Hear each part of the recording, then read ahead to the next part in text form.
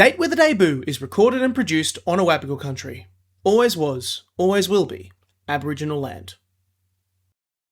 I've always read all genres of books. I just love everything, but my favourite parts of those books have always been the romance. Once we moved to our small town and we moved to our farm and I discovered rural romance, that's when I found my niche, and that's when I decided that's what I wanted to write. Welcome to Date with a Debut, a podcast about debut authors, their incredible books, and their journeys to publication. If you are looking for a new author to discover or writing inspiration for your own story and you don't know where to start, this is the place to be. I'm Nick Wasiliev, host of the show, and I'm delighted to welcome another debut author in today's episode. You can find any books mentioned in today's podcast down in the description. We will discuss mild spoilers ahead, so I recommend you grab yourself a copy of the book now, or at least very soon. Wherever you are listening, thank you for listening with us and supporting the Australian book industry, and if you enjoy the show, hit us with a review, a rating, or a thumbs up wherever you get your podcasts. Lastly, this episode is brought to you by Podpixels, the ultimate storytelling tool for passionate podcasters. More on them later in the show.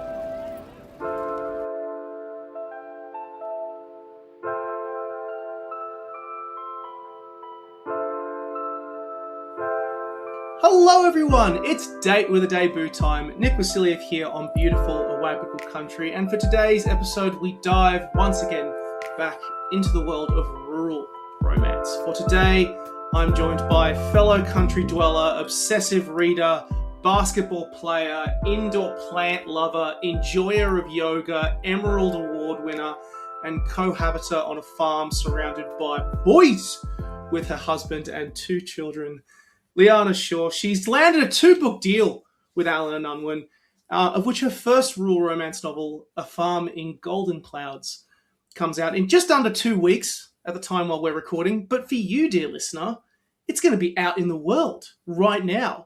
And you can get it down in the description box and at your local bookstore and check it out at your local library. Joining me all the way from beautiful Coolin Country, Leearna, it's been a long time coming, but welcome to Date with a Debut.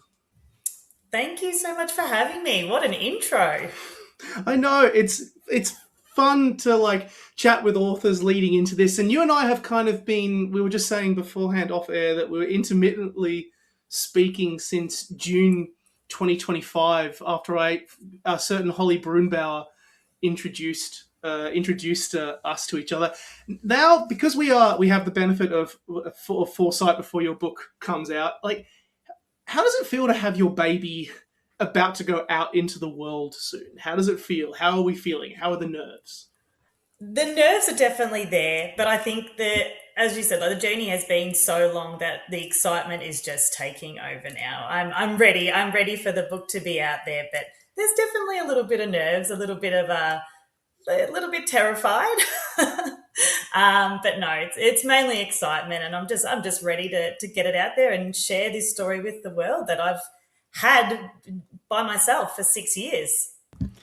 Yeah, absolutely. And it's exciting. It's an exciting time. And I'm amazed that you've also been able to do this because, obviously in the lead up to every podcast, I like to do a bit of a deep dive on the author as well as the book. And I mean, you have a busy life. You work part-time in healthcare. You do all sorts of sports. You live in a beautiful part of the world. As a risk with us, hitting you with a softball opener. I love that just romance writing just also has squeezed itself in there into your busy life. Where does romance reading and romance as a genre sit in the brain of Leearna? So I think I've always read all genres of books. I just love everything, but my favourite parts of those books have always been the romance. So once we moved to our small town and we moved to our farm and I discovered rural romance, that's when I found my niche, and that's when I decided that's what I wanted to write. It's good that you've kind of had that background of a diploma in professional writing, editing, professional proofreading.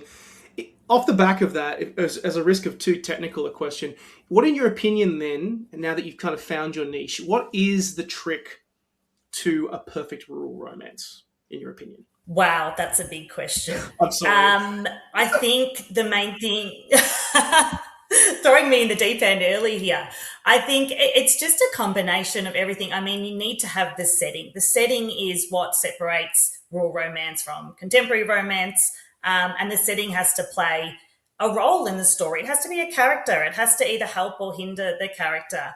And it's also, you know, bringing in that small town feel that readers really want to be immersed in. But yeah, that's my favourite part of writing rural romance. Now that we actually, it's good that I actually have you on, because I like to ask. So many authors on the show have had many different experiences in their journey to publication, either being picked up or going through even self-publishing route and then finding themselves a traditional deal. And I have a great opportunity with you on here because you received a mentorship, if I'm not mistaken. You were mentored by Romance Writers of Australia. Yes, so I won the Emerald Award back in 2024, which was just so incredible. It was a manuscript that I'd been working on for years and I'd almost given up on, and I thought it's going to be my last time to put it out there, see if I could get any feedback that could help me get this manuscript to where I wanted it to be, and then I could submit it to agents and publishers. And then incredibly, I won, which was amazing. And things happened pretty quickly from there. I was approached by publishers straight away asking to read this manuscript. And I just so happened to successfully pitch my second manuscript at that same Romance Writers of Australia's conference. And I went back to all those publishers and mentioned this fact, and they all said, we'd love to see both manuscripts, which was a lot at the time. I found myself madly preparing these two manuscripts to submit to all these publishers. But only 5 days later, I received an email from Annette Barlow at Allen and Unwin. And she wanted to have a chat, and we had a wonderful discussion. And at the end of that discussion, she offered me a 2-book deal with Allen and Unwin. That's amazing. That's like, I mean, obviously, of course, it sounds so easy when you just say, oh yeah, I had to work my absolute arse off to get these scripts into perfect condition, ready to go. But like, I can imagine that would have been absolutely frenetic at the time, just getting like suddenly going. It feels like another classic story of it goes from 0 to 100 and there is no lead up in any way, shape or form. Suddenly you're off and suddenly it's on. It's funny how it happens so much in the industry. Ad break time. Stop the podcast. Hey everyone, just thought I'd stop to let you know that today's episode is sponsored by Podpixels, the Trent Dalton of professional podcast platforms. Question, do you have a desire for a great podcast? How are you going to build it? What about the design work? Won't it cost a fortune? Fear not, for Podpixels is a simple, done-for-you website service built specifically for podcasts. They are here to deliver that professional look to your podcast to make it easier for listeners to find your show, and all for one great monthly price. From hobbyists to pros, Podpixels has you covered. Their team provides domains, website hosting, backup, security, and support, handling the full setup and making sure that your show is up to date and allowing you to focus on what you do best, podcast. With Podpixels, you can achieve your full podcasting vision. They are the ultimate one-stop solution for anyone looking to build an online home for their podcast. Check them out below in the show notes and tell them that Nick from Date with a Debut sent you. Thank you, Podpixels, for sponsoring the show. So, well, of course, it's amazing that your story kind of went from 1 to 100 like that. And the result, of course, is this first book that is about to come out into the world at the time of us recording, A Farm in Golden Clouds, for everyone online. This beautiful cover is now up on the screen for everyone to see. But it's now time. We were literally talking about how you're a regular listener to the show. Thank you so much. I really appreciate that, by the way. But now it's time. You know what's coming next. You know what the next part of the show is. It is 1 minute pitch time. I'm in a lift. We are going up. What is A Farm in Golden Clouds about? All right. So, A Farm in Golden Clouds is a heartwarming rural romance that explores what happens when you find the love of your life and then lose them. The story follows Indy Carmichael, who is a widow, a mother, and a self help author whose life has descended into chaos. She's struggling to keep her farm afloat. She's desperate to sign a second book deal. Her teenage son is acting stranger than ever, and she has a best friend who is desperate to get her back in the dating saddle. So Indy doesn't have time for anything, let alone the 101 things that she needs to get done around Manigum Farm or for romance. Enter washed-up actor Ben Whittam, who arrives in Kestrel Creek to film the role he believes will revive his flailing career and get his life back on script. But when he meets Indy and starts to fall for her, that doesn't go to plan and life only gets even more complicated. So with Indy's future on the farm hanging by a thread and Ben's career on the line, they'll both need to decide if falling in love when their lives are falling apart is really the best idea. Nailed it! Oh, brilliant! I love it. Yay! You've got it down to a T, and I love it. Fantastic! It's what a great pitch, and true to form. I hope so, because I've practiced that a million times. It's amazing. You know, it's so funny. It sounds all easy for like when you're listening to it, but from personal experience, I've now gone, no, you've had to rehearse that about 30, 40, 50 times, getting every beat down to sell this thing properly. So I appreciate your preparation for your book pitch. So, well, I'll just say that fantastic pitch, and with this book, there's so much that I grabbed out of this book. It's a book with a slow burn romance. It has a bit of that little fantasy of getting to meet and fall in love with a hot actor, which is always very nice. But I think the reason why I think it works so much with this book, and for any prospective romance readers, this is a little bit of a craft appreciation moment, is that what I love so much about it is that it is a masterclass in dynamics and in contrast. The reason why those bits are so sweet is because this is also a book about grief, about family and parenting, about loss, about doubt, and ultimately also about self-love and also giving permission to oneself to love again.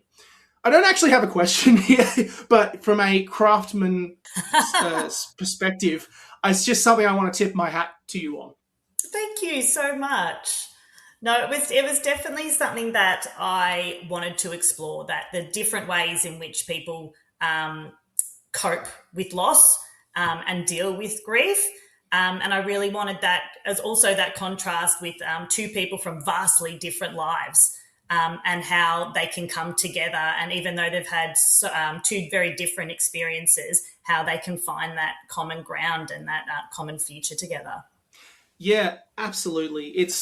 I think that is kind of one of the joys of it, because you have the contrast of living of the farm life, of being in that rural setting, and then also the chaos of a studio of a film set. And it just seems like such a fantastic, it's such strange environments, and yet it works really, really well. But before we dive into the two leads and those details, I think one of the great themes of this story, as we as alluded to, is grief and processing grief, because grief comes in many forms in this story. I mean, the characters themselves process it very differently. There's the reality, particularly for Indy and Ben, of losing, someone who you've loved very, very deeply at a very young age. And then there's also kind of the contrast of their children as well, which I love what you've done here with them, that you've got that innocence of a child trying to navigate their loss at the same time. And there's pressure and guilt that comes out of that between that relationship, which just makes it so, it just adds layers. There's so much that's said and not said as well. Talk to me about translating grief to the page, because it's a hard thing to do. It is a hard thing to do, and I really had to focus on each character separately to get their journeys through grief onto the page. So I started with Ben and Indy. Indy came first. She came to me so vividly that how she appears in this book is how I wrote her in that first draft.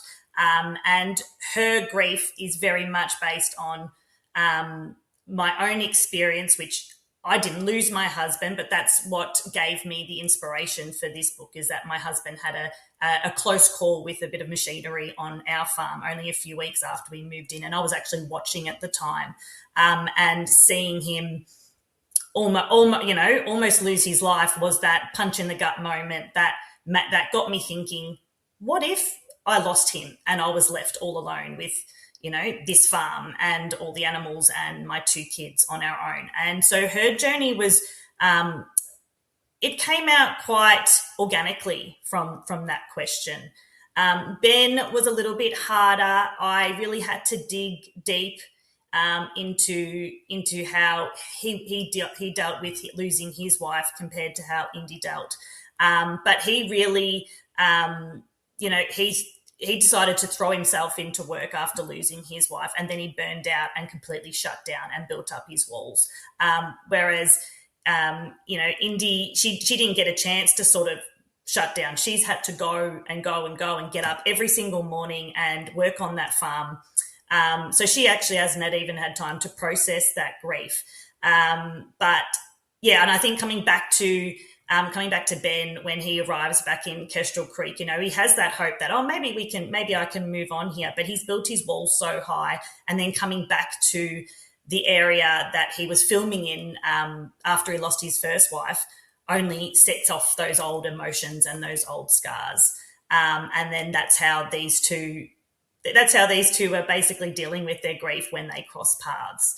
But when we came to the children, I did find that really, really difficult to imagine what they might be going through. But I love Noah, how he stepped up to be the man of the house. He thinks that, he has to help his mum. He thinks he has to be the protector of his sister.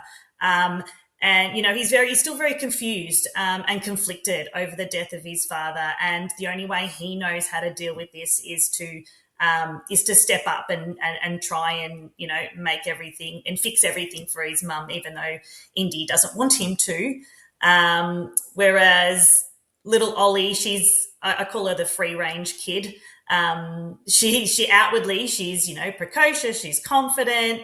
You think that she's might have been too young to really process it, and she's moved on, but she's regressed with her bedwetting, and that's the sign that maybe she's still working through it, and that they're all working through it together.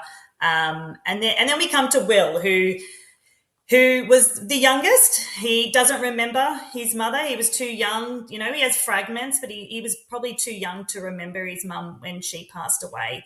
And then when his father threw himself into his work and then emotionally shut down when he burned out, he really is grieving both his mother and his father. And he just, and the worry that the people that he loves will keep disappearing, only exacerbates his anxiety and in turn his nightmares, which he's experiencing at the start of the novel.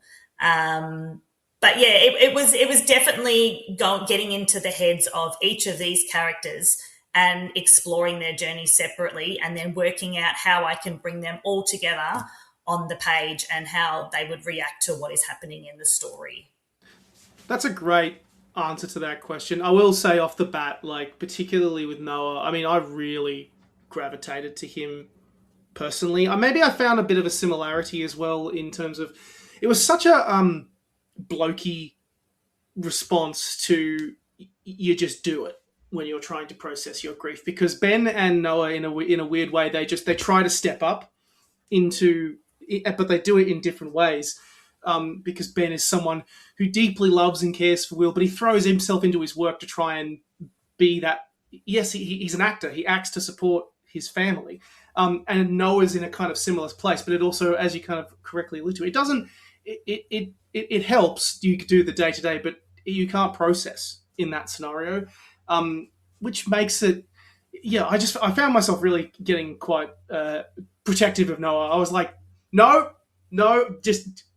There's so much more I have to say and to look out for you, but you divide chapters back and forth between our two leads, and I think a good place to start is with Indy. She's someone, when we meet her, she's on the bones of her ass financially. Her late husband Mike has kind of made a bunch of financial decisions that have left her in a very, very difficult position, and she kind of has to just launch into trying to find a way to deal with it. She's someone who is so strong, but there's so much pressure on her when we meet her. I mean, the scene where she finds out about the size of the debt, and then she has to like hop in the car, and immediately the petrol light comes on. I'm like, oh god, just such a so many. It's just like an extra little kick in the guts from that thing. And then also the author panel scene, which is like one of my favorite early on in the story, which is actually one of my favorite scenes in the whole book, because she's so full of questions about what to say, because she's also got this worrying around in the back of her head as well. Been in that position a lot. Tell me about Indy. So Indy, life has always happened to Indy. You know, her mother got sick when she was young. Indy ended up having a teenage pregnancy, and she lost her mother around the same time as becoming a mother. And then her husband Mike decided that they should go into Angus beef cattle, and she used her inheritance to buy the farm. And then, of course, a few weeks later, she lost Mike in an accident. So life just keeps happening to her. But what Indy discovered was that even though the farm was Mike's idea, she fell in love with it, and she discovered that that's what she wanted to do with her life, and she wanted to make it work. So that's why she decided to stay. But she's a middle-aged mother, you know, trying to do everything. She's juggling so many balls, and everything is starting to fray around the edges, and the cracks are starting to show. But still, she keeps, you know, rolling out of bed every morning, getting out there and doing what she can. She is a bit of a battler, and she's fighting tooth and nail to not only keep the farm, but to keep her family together. But all that juggling, all that hard work means that, you know, her grief has probably just kept being pushed to the side, and maybe she hasn't worked through that as well as she thinks she has. But I do love her. She's a bit of a badass. I mean, she's saving calves by day and celebrities by night. So you've got to give it to her. That's a great analogy. Like, I love that. That's the button for her in a nutshell, because she is a badass. She does so much awesome stuff, and I mean, going back to that author panel scene that I really, really love. It's like, I think it's also because we get that really cool contrast with Ben, because he sees what he's thinking what he's about her as he sees her, but we've also got her there as well. I mean, Ben, we've talked a bit about Ben a little bit too, but obviously actor struggling to find his feet in this movie that he's making. What I love about Ben, he's got weight. This guy has got weight. He feels like he is, you know, he's failing his son, and he really beats the shit out of himself emotionally. I particularly love that scene where, oh god, the character's name escapes me, and I'm so sorry for that. But like, the character says to him, Ben, like, the kid's not dead. Like, he's not injured. He's not got a life-threatening disease. And it's just, I just love as well that Indy kind of gets out of him. She has to remind him, like, you have options in your life. You have time to get life right. You're not stuck. Like, come down from those high walls. I mean, tell me about Ben, because he's a great character. Oh, poor Ben. He is really his own worst enemy, isn't he? He desperately wants to be a good father, and he desperately wants to do the right thing by his family, but he just can't work out how to get past his grief and do that. But yeah, being back in Kestrel Creek has dredged up a lot for him, but I think he's starting to learn, because, you know, she's got a teenage son, so she's been through a bit, but she's also, because she's always juggled all these things, you know, like, you know, she has lost her children before. I mean, most parents have lost their kids at a shopping centre or somewhere, but Ben thinks that's the worst thing he's ever done, is to lose his child for a little bit of time. But the thing that I love about Ben is he keeps making mistakes, and he knows he keeps making mistakes, but he genuinely wants to recognize that, and he's not afraid to apologize for the mistakes he makes, but he always wants to work on himself, not to change who he is, but to become a better version, the best version of himself for the people he loves. It doesn't help that he's also got, so many moments where, like, he's also someone being followed around. People know who he is. Like, all of those paparazzi scenes are just like, oh, leave the poor guy alone. Like, my God. I mean, it also does bring you a laugh as much as you're like, oh, poor Ben. This is just like another issue that he's got to deal with as well, in addition to trying so hard. But it's good what Indy and Ben bring out of each other. It's that space to talk about this grief, which I think is so valuable as well. But it also brings that out in their children as well. I mean, as you kind of mentioned to Will, I mean, I need to wrap him in cotton wool. Even that whole situation that he finds himself in, he's been marked by life for such a young age, and he just sees, as you kind of talk about, because he's had all these issues with parents, people going away from him. He sees so much fear in the world, and with Ollie, part of me was at first like, oh, she's just a teenager and growing up, and she's not processing this properly. But of course, that's not what we hear. But I mean, going back to Noah, I think he knows, even if it's subconsciously, that his mum hasn't processed this death properly. I think that's why he sees the pressure, and he's trying to be a dutiful son. He's trying to help her, but he's so young, he can't process it himself properly, and he's closing himself off in his own permission to grieve a bit. And instead, he's just doing that guy thing that you do of just putting one foot in front of the other and hoping that things work out. I mean, the one that like really made me know, so that scene with his footy coach with Aaron, there's been the whole situation that, oh, training's been cancelled, or pre-season's been cancelled, or and that pre-season training, when we find out more details, it broke my heart a little bit with poor Noah. Just tell me about these kids. They're great, like on the page as a writer, but they go through the ringer as well. I know, I'm a bit mean to my characters, aren't I? But that actually comes back to my life. I've got two boys who play footy, and I think giving up footy would be the be-all, end-all for them. So when I was writing Noah going through that, I could feel his pain.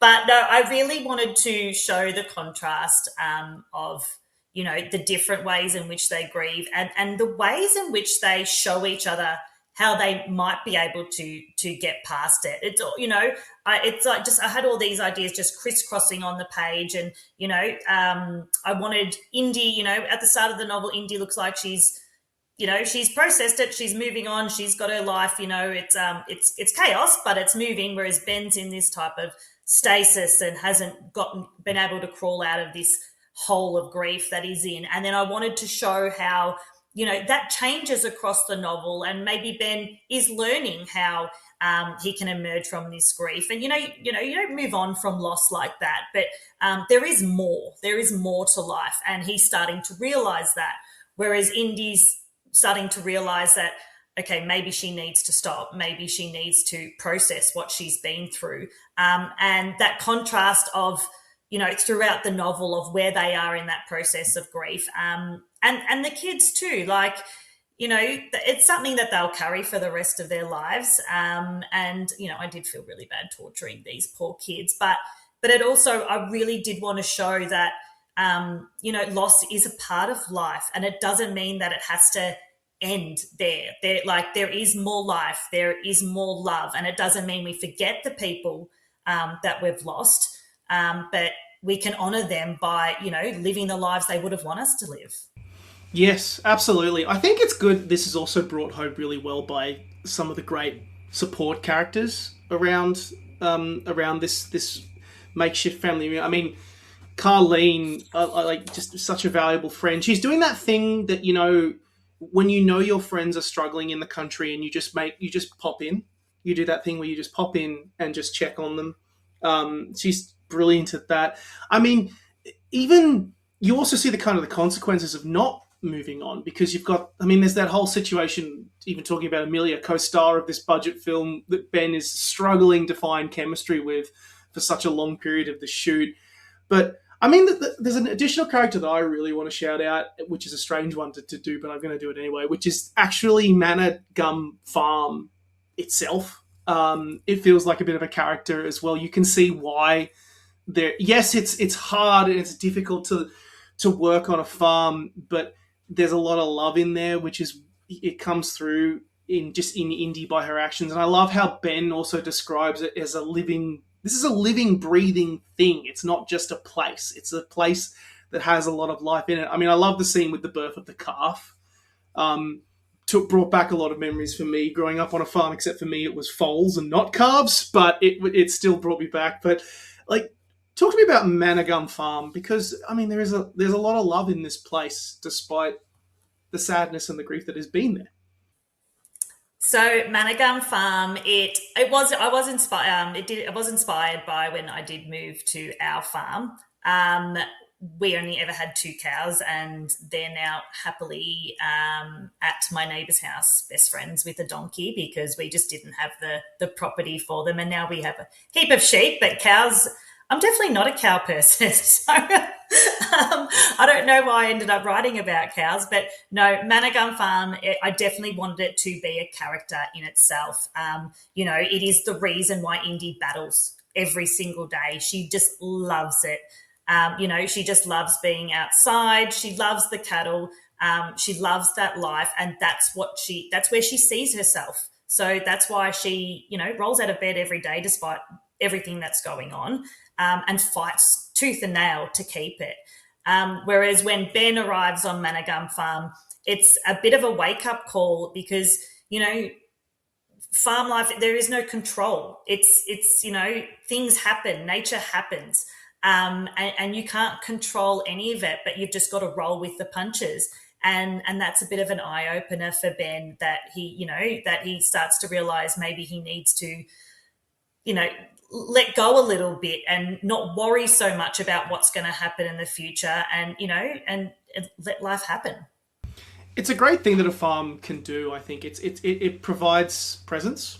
Whenever you find yourself, you're just focusing on the activities in this place, it can often be a great environment where you can actually be a bit more present in yourself. You can often be lost in that sometimes. I think particularly if a farm is very hard work and you are just kind of caught in the rigmaroles of it.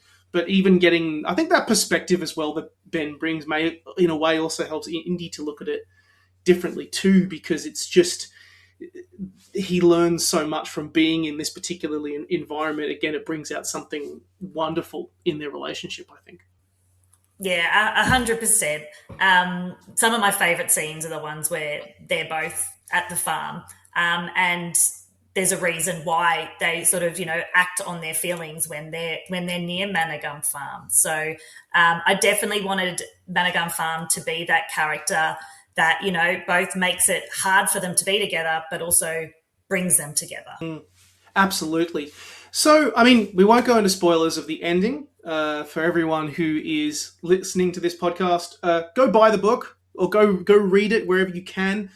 So instead, I will ask this question that I always love to ask authors at the end of talking about a book, which is, what did writing this exercise, or this exercise of doing this book, what did it teach you? What did writing A Farm in Golden Clouds teach you?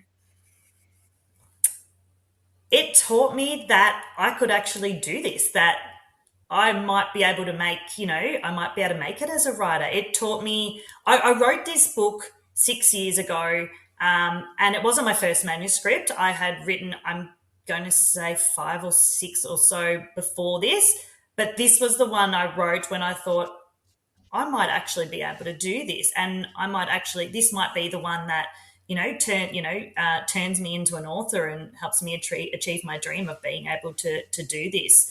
Definitely taught me that maybe this life was possible.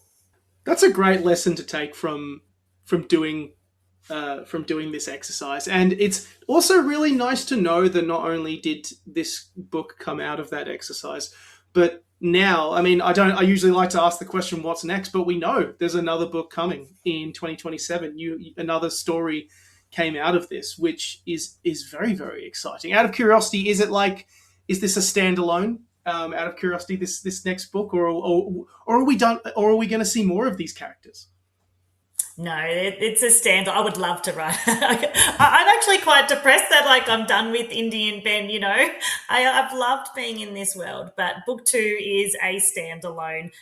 It's at the moment it's called A Home in Gully Lane, and it's about a young woman who returns to her childhood home after she fled 10 years earlier following a bushfire that destroyed her life. And it's set in a riding school, so there's horses. So this might be right up your alley. But it's another rural romance, and I'm pretty excited to put it out there. Hey everyone, Nick here. I'm excited to announce that I've launched a brand new book newsletter featuring book reviews, recommendations, latest news from the publishing world, opinion pieces, short stories, and more. One monthly newsletter, no spam, just the good book stuff. The sort of email you're glad shows up in your inbox. Sign up now for free, and for a small additional monthly fee, get early access to Date with a Debut episodes and exclusive content, including special extra episodes with our guests, Second Date, where they run another gauntlet of rapid-fire questions. Subscribe to my newsletter in the show notes below. We've now come to the end of the podcast. As a regular listener, you know it's a rapid fire section part of the podcast. So I fling a bunch of questions at you. You give me the first answer that comes to your head. You have been given a little bit of preparation with the first 2 questions, but we are now flying by the seat of our pants. Leearna, are you ready? I am ready. All right, let's go. So the first question, we always like to start it off easy with book and reading habits. What is your favourite book that you have read in the last 12 months? I would have to say The Butterfly Women by Madeline Cleary. It's a beautiful book. It's everything. It's historical, it's crime, it's mystery, it's horror, it's romance. It's beautiful. It's set in the 1860s in Melbourne, in the brothels of Little Lon. And it's about a serial killer that is going around murdering the prostitutes. And it is just the level of detail and research in that book just blew my mind. It's expansive, and it's immersive, and it's atmospheric. And the fact that this book was a debut was just mind-blowing. But that was one that absolutely jumped to mind when I thought of this question.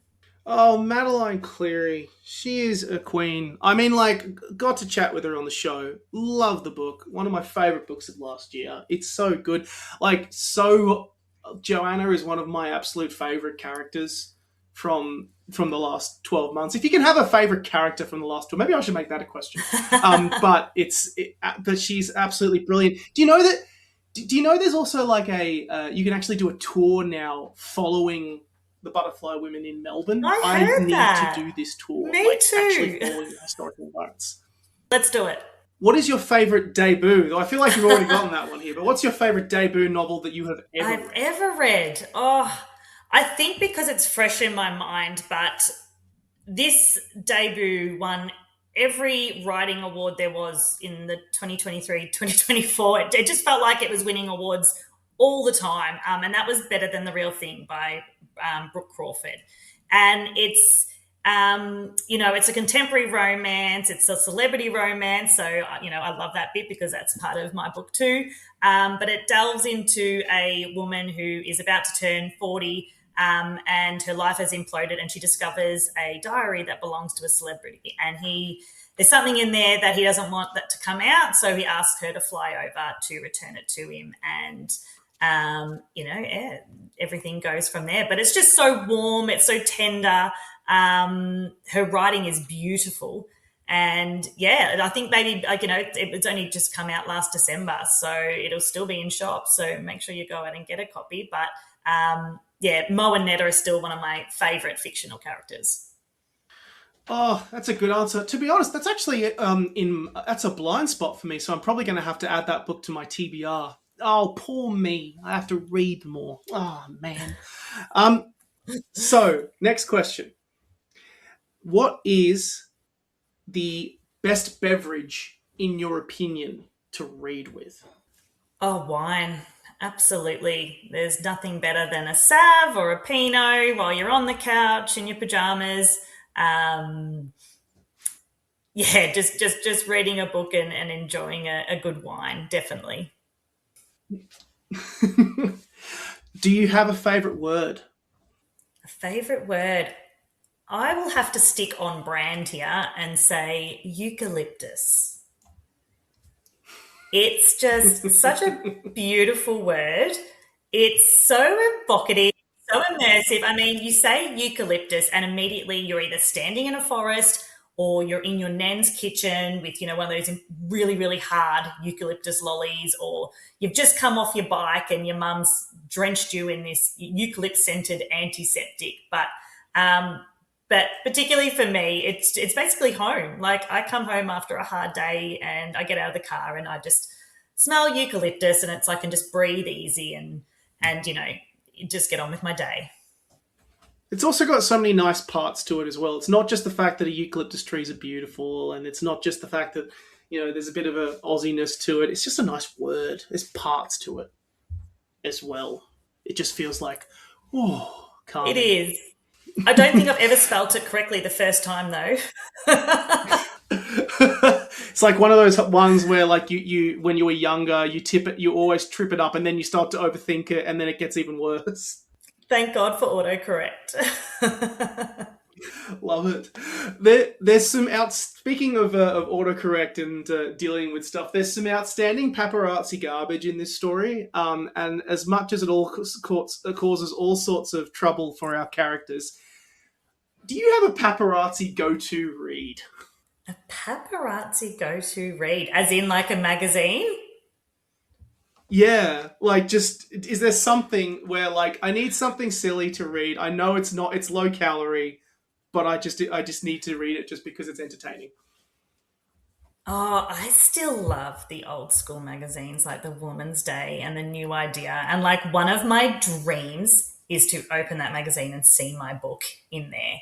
Like, I'll be able to go to my mum and my aunties and be like, I have made it. I am a celebrity. I am in Woman's Day and New Idea. Oh, we should make that happen. We'll find a way to make that happen. Let's make it happen. Off the topic of romance, if you could pick one romance book or a romance piece of art, film to read or to watch, to listen to, what would you go? What's your go-to? What would you pick? You've Got Mail. So good. It's just so good. I could watch that over and over again and never get tired of that movie. Great answer. I love that. If you found yourself as host of an author panel and Indy Carmichael was your guest, what would your topic of discussion be about with her? Probably cows. How much she loves them and how much I couldn't cope with having them on my farm. We rescued 2 cows who thought they were dogs, and they just wanted to be in the backyard. And if you went into the paddock, they would just run at you. And they were Herefords, so they were huge. They would just push down a fence and come up to the front door and just knock and move for me to come out and scratch them and feed them. So I reckon we'd have a great conversation about cows, but it would be more of an argument, I think. That's a great answer to that question. And then last one, are you happy? Absolutely. I mean, no one's ever happy all the time, but I like, I'm in a stage of my life where I like to call it a beautiful chaos. It's absolutely chaotic. I don't want to say busy. I want to say my life is full, but it's all full of beautiful things, and after 20 years of trying, I'm finally going to tick off a dream that I've had by becoming a published author. So even though, it is a little bit terrifying, a little bit nerve-wracking, I am pretty bloody happy to be here. And talking to you. I'm very happy to be here talking to you.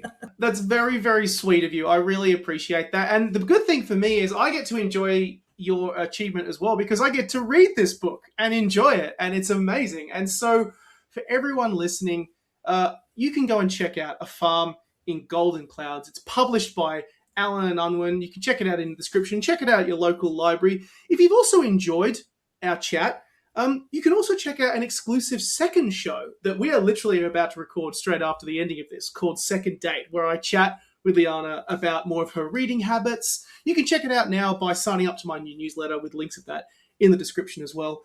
Leearna, you should be really, really proud of this book. It's a fantastic, wonderful, and enjoyable rural romance. Thank you so much for coming on Date with a Debut. It's been a pleasure having you on. Oh, thank you so much for having me on the show. It's just been, as I said, I listen to you all the time. So to actually be a guest is just another goal ticked off my list. Thank you. I appreciate that.